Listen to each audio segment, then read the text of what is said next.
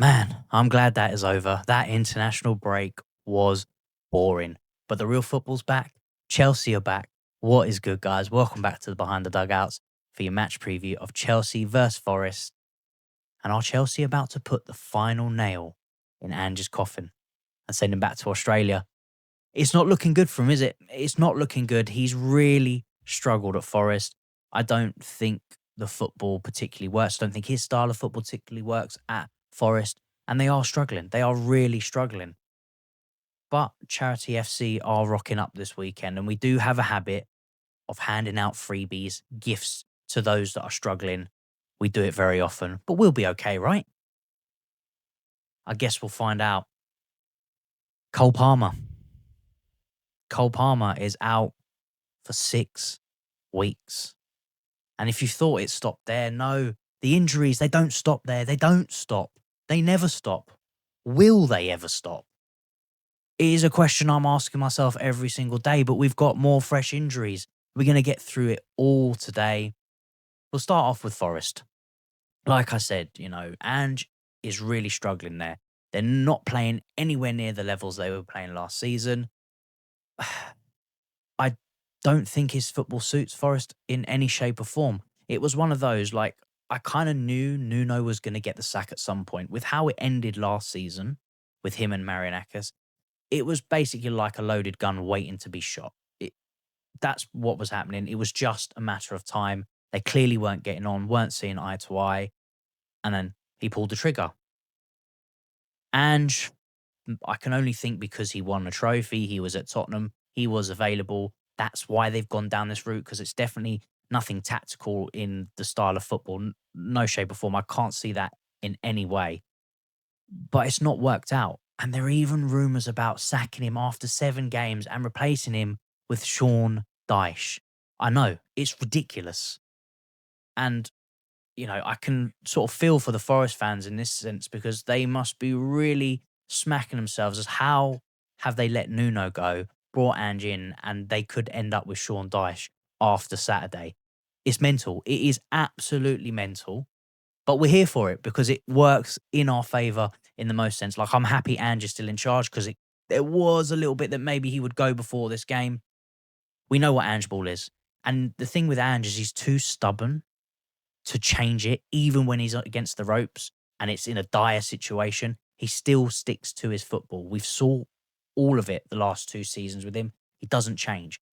And for us, if he's going to play this high line, he's going to play this super attacking football, it works in our favour because it's going to create space for us.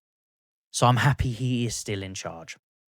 But there's always that thought that is playing in the back of my mind. What Chelsea are we going to get up? Are we going to get the sharp one, the one that's on it, that's going to, demolish a team like Forest in the state that they are in at the moment? Or are we going to see the classic Charity FC rock up and just be delivering presents to the team that's are struggling? Because it always happens. We've already done it this season with Man United, and that always plays in the back of my mind. But what I saw against Liverpool just before the international break, I'm feeling confident. I'm feeling like this team, it's now their chance to show a bit of consistency, because that's all I want to see from them now is consistently. We've got a great run of fixtures coming up. Perfect run to get maximum points, starting with this Forest game. And I want to see some consistency. The only thing that we won't see consistency in is the freaking lineup. And a lot of times it was because of Maresca, but the injuries, man, it's just ridiculous. So we know Cole Palmer, Maresca's confirmed. He was wrong. He's not going to be back. I didn't expect him to be back for the Forest game anyway, but he's going to be out for another 6 weeks at best. The only positive I've taken out of this news is that surgery is absolutely not necessary. And I hope that stays. I don't want to get 6 weeks down the line and they come and tell me now we need surgery, because up at that point, I'm going to be chucking things. But I've accepted the Cole Palmer. Liam Delap, we know he's out. Sugo, Levi, those ones we know. Badiashile, he's injured again. So we're not going to even get any consistency in a defensive pairing, because we're going to have to change it again. I thought Josh and Badiashile did amazingly against Liverpool. Both come off. Josh seems to be fine. He went away on international duty with England. Badiashile has pulled out. Now, initially, they came out and said it was just precautionary. Well, it's not precautionary anymore, is it? Because now he's out till December. It's just, man, I just want to go 1 week with just no more fresh injuries. And when players come back, just stay back. Now, there are a few that have come back. Tosin's back, Fofana's back, Lavia has stayed fit. Please stay fit for the rest of the season because we are a much better side when we do have Lavia fit and available. Obviously, Trev serves his suspension, so he's back. So we have got a few players back, but it's just annoying, man. It's really annoying to keep losing these players, and we're losing players for quite a considerable amount of time as well, like 6+ weeks on the most sense for everyone that's going out at the moment. And it's worrying because you can't build any consistency with your squad building because you're having to keep change because players are dropping all the time. There's a few doubts. Is Enzo going to be fit enough? Is Caicedo going to be fit enough? Is Pedro Neto going to be fit enough? We don't know. They hadn't trained up to that point. They may have trained today. Obviously, up to the point of the press conference, they hadn't yet. So there's still a chance that they train and they play. With Caicedo, it's not the first time that they've come out saying he is a doubt and he's got something, and then he ends up starting the next day. So I'm kind of thinking the same way that he is going to be available anyway. So with that being said, we've got all the negative rubbish out the way. Let's get into the positive side. Let's get into that starting 11. Right, so this is my team up on the screen, starting in goal. Not much needed to be said about the goalkeeper. It's probably the only position really that we've had some consistency in, bar Sanchez head loss moment against United. He is the number one. I don't want to see Jorgensen in goal. He struggled. Sanchez, it is what it is. Since the red card, he hasn't done anything else wrong. And hopefully he can maintain that and just stay focused. That's all I can say for Sanchez. Just stay focused. No more bozo moments. Moving into the back line, Reece James pulled out of international duty due to the injury that he sustained against Liverpool, but has been confirmed to be training and fit. So I do expect him to play this game. Put him in the right back position alongside Josh Achimpong, Trevor Chalobah. And with Josh, I've picked this based on him deserving this spot. You know, the two games he's played at centre back, Crystal Palace and Liverpool, it's probably our best defensive showing. And the fact of the matter is he's played in both of these games. Of course, you're going to get the odd mistake from a defender. He's young. He's an incredibly young defender. A lot of pressure's been put on his shoulders. But after what I saw against Liverpool, and we talk about the attack that Liverpool have at their disposal, Josh and Badiashile dealt with that. And I would have liked to have Badiashile in this game too. But, of course, he's injured, so he's not available. I think Trev will come back in and play that centre-back role. Obviously, you've got the argument for Fofana's back and Tosin's back, so one of those two could replace Josh, but I'd like to think that he's earned the start for this game and he will play this one. In the left back, don't even need to question it, Cucurella. We have Hato as the backup. He's looking good, but I do see for the remainder of the season Hato being used primarily in the left centre-back role, mainly because we don't have any other left centre-backs apart from Badiashile, who is now injured. So that's it. So you're going to be playing a right footer on the left-hand side. So I do see Hato being used more in the centre-back role than for the left-back, which could be a problem for the amount of games Cucurella's playing. He's one of the players. I'm not waiting for it, but I can see him breaking down at some point, the same as Caicedo, because they're just not given a rest.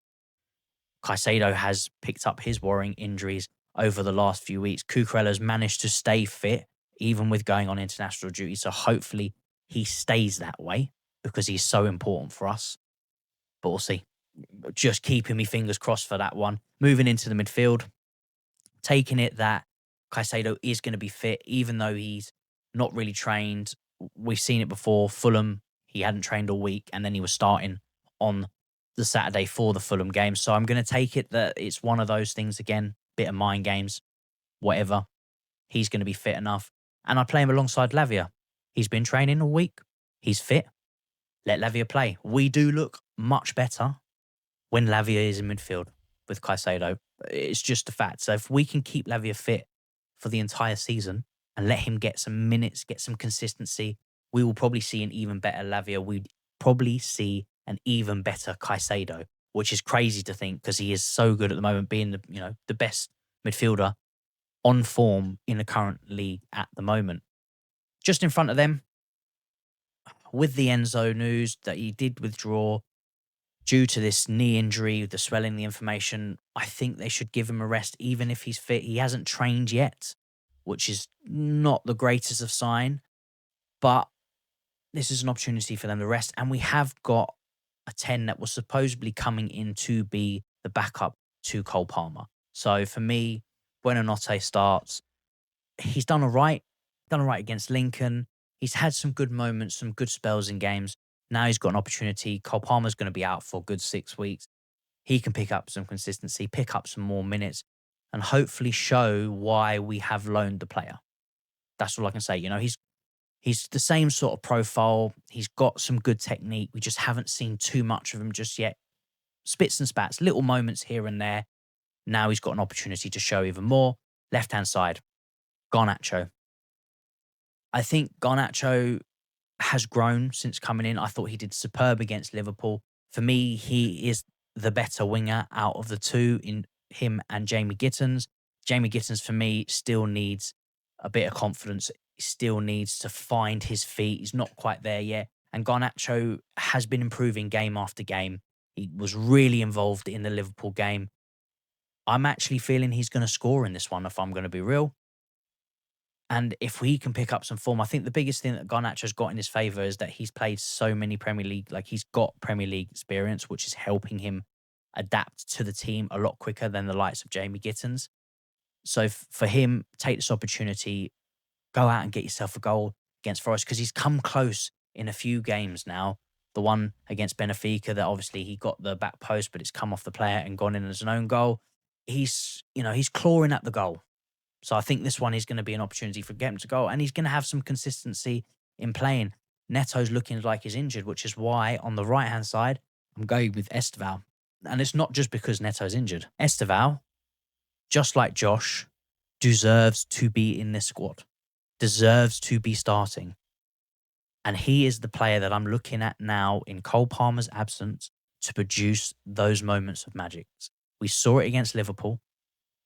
And I think we're going to see it now in this run. And just let him play. Let him play. Let him get minutes. If it means he only gets 60 minutes because you're worried about he might get injured, he's young, then just give him 60 minutes. But give him 60 minutes, but start him. Start him from the off and let him run. Let him go and attack teams. Because I think he's going to be what's going to push us through this run to get us maximum points. Up front, João Pedro. Going through a bit of a drought at the moment, but I'm going to put that not down to any fault of his own. I would put that more down onto Maresca, the team, and the situations, as I'm going to call it. We found ourselves in quite a few games with the colour red this season, and hopefully the only red we'll be seeing is the Nottingham Forest red on their shirts. I don't want to see another red card for the rest of the season at this rate. And João Pedro is another one of those players that I think needs to get on the score sheet in this game, to find his feet, to find that bit of form. Because if we start going into 10, 12 games with no goals, confidence is going to drop. He's going to play within himself. We want to avoid that. This is a good opportunity. A Forest team that are really struggling. He can really, push himself and get himself on the score sheet again. And I think he will. I do think he is going to score in this game. With that being said, that is my starting 11. Drop in the comments below what you think the starting 11 be for this game. Now let's get into the score predictions. How do I think this one is going to go? Straight off the international break, early kickoff never really bodes well for us. We always seem to struggle a little bit. It's tough, but positives are, we've got some great confidence off the back of the Liverpool result. We saw some great performances. Players really stepped up. We are playing against a Forest team that are going through the motions, that are really struggling, and a manager that is on the chopping board. And I think we're going to have enough for them. I do actually think that we're going to be on it from the off, from the get go, and we're going to come out the blocks and really take the game to Forest. And I think we're going to win 3-0. I think we're going to keep a clean sheet. I think Garnacho, João Pedro, and I think Esteval is going to score again. I think those will be our three scorers. And I think we are going to send Ange back to Australia. I think this is it. I think this is the game that gets him at the sack. Chelsea, the 3 points.